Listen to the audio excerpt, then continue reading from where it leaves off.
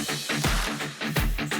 are watching KSL Sports Live. KSL Sports Live is your home for football and the Utah Jazz, too. We take a look back at a 2-in-1 week that included some impressive rookie moments and a monster dunk from Lowry Martin. Yeah, we also have plenty of college hoops, including the Utah State Aggies went down to the wire against San Jose State and the red-hot SUU Thunderbirds on the road. Now, as the NFL playoffs begin to wind down, the narrative in the sports world is slowly making that shift to basketball. And this year, there may not be as many invitations to the big dance for our in-state schools. Utah State is in that conversation, just one game separating the 5 teams for first place in the Mountain West Conference. The Aggies hosting San Jose State this afternoon. Utah State with a 9-1 record at the Spectrum this season. Dan Atkin giving the Aggies a bump off the bench. That dunk for a 12-9 lead.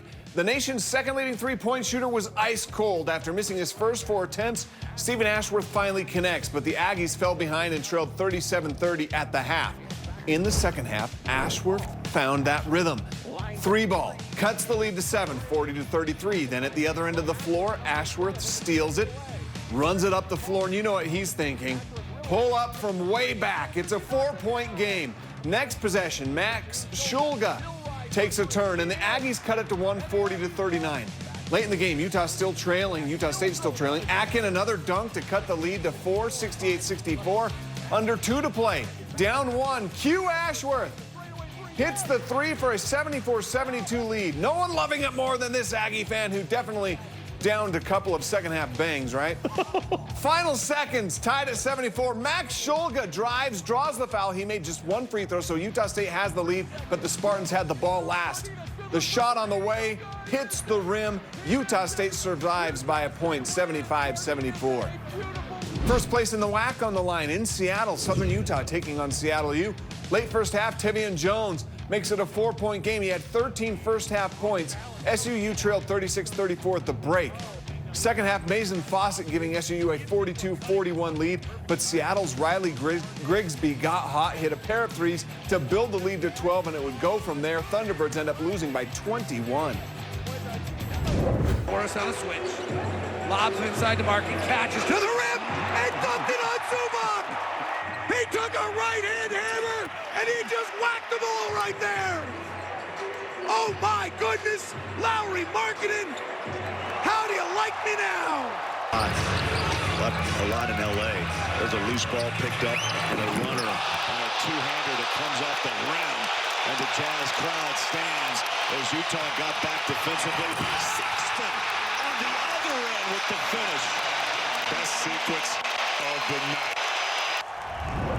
Home sweet home for the Utah Jazz. The schedule finally kind to them, and see what happens? They win. A 2-in-1 week and 4 wins in their last 6 games. The Jazz moved all the way up to number 6 in the West before Friday's loss to the Nets. They rolled on Wednesday against the Clippers, and they should have, of course, with Kawhi Leonard and Paul George not playing. Of course, one of the best plays of the year right there. You saw it, Ochai Agbaji with a sensational block of Norman Powell. It starts a fast break. It was finished on the other end by Colin Sexton. Wow. And it wasn't even the best play of the game. Well, I guess we could debate that, right? How could that be topped? Well, Lowry Markin topped it literally. A poster dunk on Ivica Zubac. Markkanen, he was spectacular. 34 points, 6 of 8 from 3. And what a game. Well, since Colin Sexton returned to the lineup, he's been the Jazz top contributor off the bench. Monday's 1-point win over the Timberwolves. He made 7 of 10 shots, scored 19 points to go with 4 rebounds and 4 assists. He's also been consistent in the last 4 games, averaging 16.3, 55.8% shooting from the field while playing in 25 minutes per game off the bench. He's been a key reason why the Jazz are winning as well. Just pretty much just picking and choosing my spots and going and taking whatever the defense gives me and not trying to force anything. At times I might get too deep, and then sometimes I got to make the right decision. So just picking and choosing and trying to make the right plays each and every time down. All right, how many sports have fans sitting on the edge of their seats awaiting a schedule release for next season? It's college football, right? Yeah, no kidding. BYU fans, they've been biting their nails, holding their breath for the Big 12 schedule announcement. That should come later this week. At least that's the hope. But for Utah and the Pac-12, the schedule was released on Wednesday. Yeah, here are some of the highlights. It won't be easy out of the gate for the Utes. They get a shot at revenge when the Florida Gators come to the altitude in week 1. That's followed by a week 2 trip to Waco. to take on Baylor. Weber State closes out the non-con schedule, and then they open conference play at home against UCLA, followed by a tough one in Corvallis. Their final game against USC in what is likely a long time to come at the Coliseum on October 21st. The Trojans don't want to see Utah ever again. Oregon the following Saturday at home, a tough road trip to Washington in November, and a trip to Tucson before Deion Sanders and the Colorado Buffaloes make the trip to Salt Lake City to wrap up the season on November 25th. Another Utah football player is taking his talents to the next level. Utes offensive lineman Braden Daniels announced this week that he will be entering his name for the NFL draft. He accepted an invitation to work out at the NFL Scouting Combine from February 27th through March 6th. He's the 9th Ute to announce he's pursuing a career in the NFL this offseason.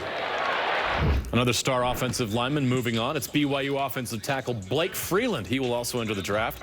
The Cougars are losing a player who was a third-team AP All-American and one of just 3 Cougars to play all 13 games. BYU has lost a lot of talent this offseason, but they're also adding some high-quality players. Weber State All-American cornerback Eddie Heckard announced that he will play his final year of eligibility with his former head coach, Jay Hill, and the Cougars defense. Heckard was a 4-time All-Big Sky defensive back at Weber. And likely to be the next Weber State Wildcat in the NFL, of course, the next BYU Cougar in the NFL as well. First free throw's no good. And with 51.9 seconds left, ladies and gentlemen, Chicken is on the line and not a very good free throw shooter at the line. It could really happen right here. There is a chance for Chicken. He's at the line, bounces once, twice, knee bend, back rim, Chicken! No franchise is starving for a championship more than the Utah Jazz. But no one left the arena starving on Wednesday. You could see the passion in Kelly Olynyk. Free chicken. You know what else has been exciting this season? The play of Jazz rookies Walker Kessler and Ochai Agbaji.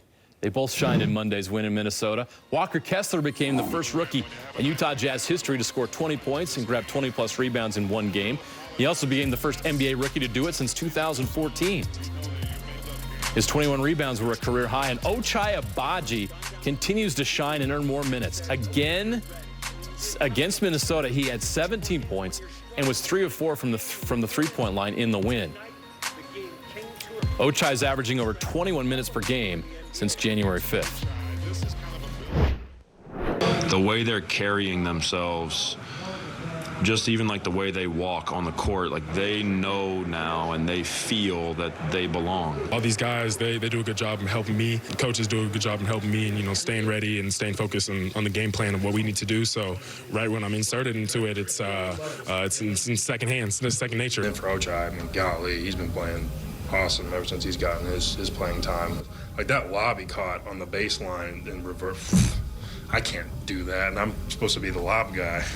You know, I have no idea what either of them could or will turn into. None of us do, but both of them believe, and that's step one. I wouldn't say I was like not confident at the beginning of the year, but I understood there was a lot to learn. I can't remember a specific moment. I just remember a couple block shots and a couple rebounds, learning, understanding, you know, that I do belong. Both those young guys. Well, the BYU women's basketball team is on a 7-game win streak. Today hosting Santa Clara in the fourth quarter, down 12. But Nani Falatea doing her part to get back into it. The bank and one. She had 20 in the game. A bit later, Kaylee Smiler. The hoop and the harm for her as well, but they just had no answers on the defensive end of the floor. Lara Edmondson led Santa Clara with 15. And the Cougs win streak comes to an end in a 69-59 loss. Pac-12 hoops. Number 11 Arizona at home versus number 5 UCLA. Courtney Ramey is going to nail the three, giving Arizona a 54-41 lead. Then Umar Ballo, the big man with the alley-oop. Ballo led the Wildcats with 16 points and 8 rebounds. Arizona upsets UCLA. That's the Bruins' first conference loss. In the Big 12, 14th-ranked TCU taking on 2nd-ranked Kansas. First half, TCU's Shahada Wells. The steal and rises up for the flush. TCU up 28-13. Wells led the Horned Frogs with 17 off the bench. Mike Miles Jr. Look how deep that three is to beat the shot clock in the second half. He had 15 points. TCU thumps Kansas at Allen Fieldhouse by 23. This is the league BYU gets to play in next year. Oh, yeah, good reminder for BYU fans. Here come the stars, here come the stars, here come the stars. Here come the stars, here come the stars, here come the stars. Have won the championship of the American Basketball Association. Here come the stars from Utah, here come the stars.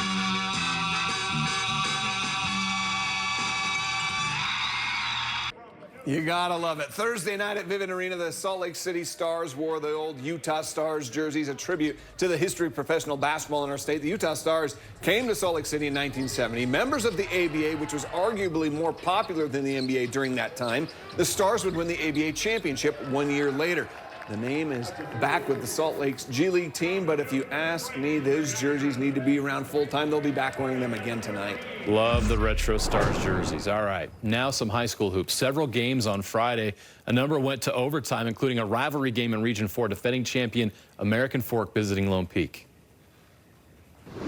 It was a close one. 30 seconds left in this one, and that's where we'll pick it up. American Fork down 1. Blake Rawson for American Fork backs it down, puts the Cavemen up 1. Under 10 seconds to play. Lone Peak's Cameron Swiggett to Jorge Suarez. Lone Peak back in front. AF would get one more chance. Off the missed free throw. Desperation heave. Oh, no good. The Knights moved to 4-0 in region play. They rush the court.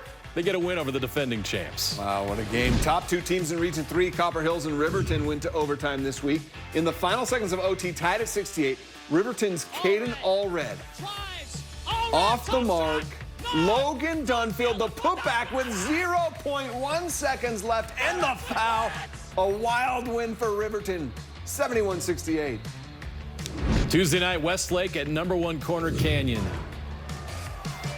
Rudy Kozlowski with the and one. He had 16 in the first half. The junior was offered by BYU a couple weeks ago. Third quarter, Callan Lewis on the break. These guys can throw it down. They play above the rim. Chargers win their 8th straight. Then they defeated Skyridge Friday. That was for their 9th straight win. They're hot. More Riverton. They were hosting West Jordan Tuesday night. In the first quarter, the Jaguars, Jordan AC. Watch him come in for the putback dunk.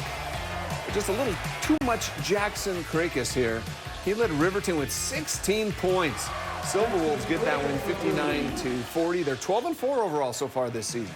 Off to a good start. Well, for 95 years, pro baseball in Salt Lake City has known one location, and it's now moving. Where the new ballpark will be built, and a look back at Salt Lake's baseball history when we come back. All right, no doubt baseball is a part of Utah's pro sports DNA, and now a major change is coming. The Larry H. Miller Company announced this week it will build a new AAA baseball stadium in South Jordan in the Daybreak community. That's going to open in 2025, which will mark the end of a historical run in Salt Lake City. 1300 South and West Temple. That has been the home address to professional baseball in Salt Lake City since 1928. The ballpark was later named for longtime Salt Lake Tribune sports editor John C. Dirks, and Dirks Field became the home to a team that wrote history. Will you get 28 tomorrow? We'll get it. That's a guarantee. Well, I guarantee it right here on TV. We're all sold out. There's no possibility of getting in. In 1987, the Salt Lake Trappers, an independent team in the Pioneer League, went more than a month without a loss. And on July 26th that year, they broke the record for the longest win streak in professional baseball history. The streak would end at 29, and 5 years later, so would the Trappers stay in Salt Lake. Actor Bill Murray watched that history unfold. He was a part owner of that team. But in 1994, it was time for an upgrade. A new team with a new ballpark at the same great location. When we were here, this field was a rock pile, and our groundskeeper at the time, Tommy Hassert, transformed it. And it's beautiful now. It's really beautiful. The park is beautiful. Franklin Quest Field was built, and the Salt Lake Buzz were born, the AAA affiliate of the Minnesota Twins, cranking out talent right away. Marty Cordova from that inaugural team went on to be named Rookie of the Year in the major leagues. Dozens of major league greats would blaze their trail to the big leagues through this stadium. Hall of Famer David Ortiz played in 151 games for Salt Lake from 1997 to 1999, hitting 30 home runs and 110 RBI in that 99 season. Torrey Hunter's final minor league stop before beginning a 5-time All-Star career was in Salt Lake, where he played in 81 games over 2 seasons. Before winning a World Series with the White Sox, catcher A.J. Pierzynski played in 157 games with the Buzz. 63 saves in a season is a major league record. It was set in 2008 by All-Star Francisco Rodriguez. But before saving 437 career games, which is 4th all-time, K-Rod pitched in 27 games for the Stingers in 2005. Most recently, 3-time American League MVP Mike Trout slugged his way through Salt Lake with the Bees in 2012 at Smith's Ballpark, batting .403 in 20 games before getting the call to the Bigs, where he won Rookie of the Year in that same season. The team names have also changed over the years. The Angels, Gulls, Trappers, Giants, Buzz, Stingers, and Bees. And now the address will soon change as well. But the memories, that's something that will remain with Utah's baseball fans forever.